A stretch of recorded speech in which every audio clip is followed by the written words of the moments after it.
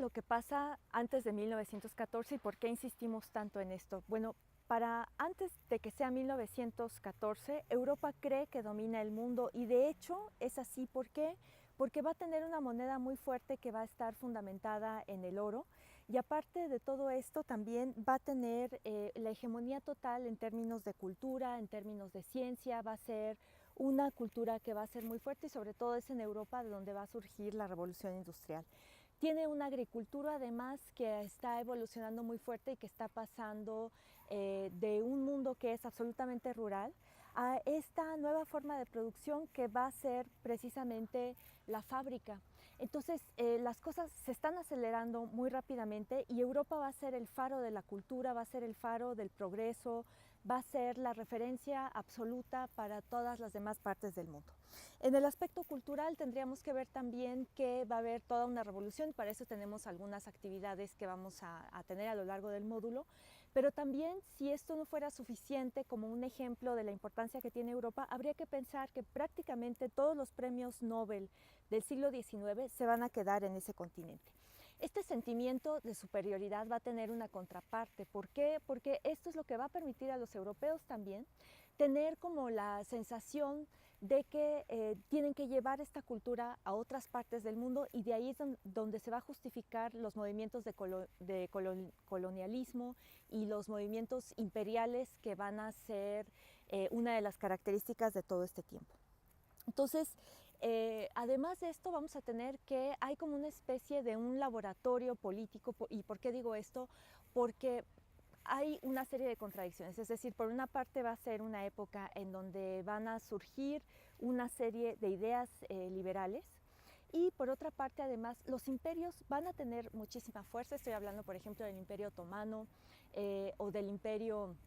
Británico, pero empiezan a tener una decadencia. ¿Por qué esta decadencia? Porque ya hay un antecedente que es la Revolución Francesa de 1789, en donde el pueblo va a intentar de alguna manera reclamar los derechos que tiene para poder escoger un gobierno que les sea en los que ellos puedan participar. Entonces, básicamente lo que estamos viendo es la transición de un sistema político que va del imperio a otro que va del Estado.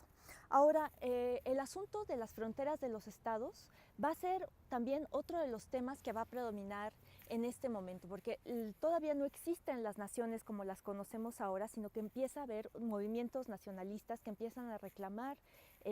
precisamente las fronteras, que empiezan a rescatar mucho de su propia cultura, a valorar mucho de su propio lenguaje y que se niegan entonces a pertenecer a estos imperios que les imponen una manera de ser y una manera de comportarse. Ahora, también tendríamos que ver que otra de las contradicciones es que mientras Europa va a tener la hegemonía mundial, también se empieza a ver una decadencia. Y un ejemplo de esto lo podemos ver en el Museo de las Intervenciones en Churubusco, en donde cada sala va a estar dedicada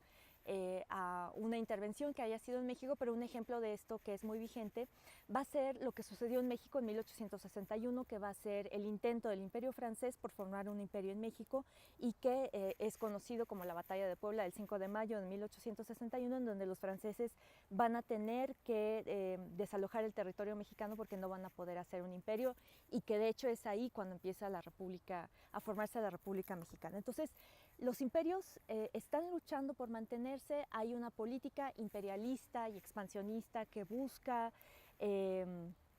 tomar territorio en otras partes del mundo, pero a la vez Europa no tiene la fuerza que está ostentando en ese momento. Otro ejemplo de esto también sería la guerra que hay entre Italia y Etiopía y que pierden los italianos en esa época, ¿no? Y también tendríamos que ver que en todas estas naciones que se van a formar y en todos estos movimientos imperialistas que hay, va a haber como una reacción de una militarización extrema del continente, es decir, tienen que armarse hasta los dientes para defender estas fronteras que antes a lo mejor no causaban un problema, pero que ahora sí son muy importantes, ¿no? Y además hay otro síntoma de preocupación que tiene que ver también con los avances científicos y que va a ser el tema del racismo. Es la ciencia la que va a justificar que hay unas razas que son superiores a otras y esto es lo que va a servir justamente para todas las guerras coloniales, es decir, el colonialismo se va a justificar como esta hegemonía europea que tiene que viajar por el mundo para llevar no solamente las ideas liberales, sino también la alfabetización y romper, digamos, con la tradición de la oralidad de todas estas culturas que serían las culturas no civilizadas. Mucho del concepto de cultura y de civilización entonces viene de este siglo XIX europeo.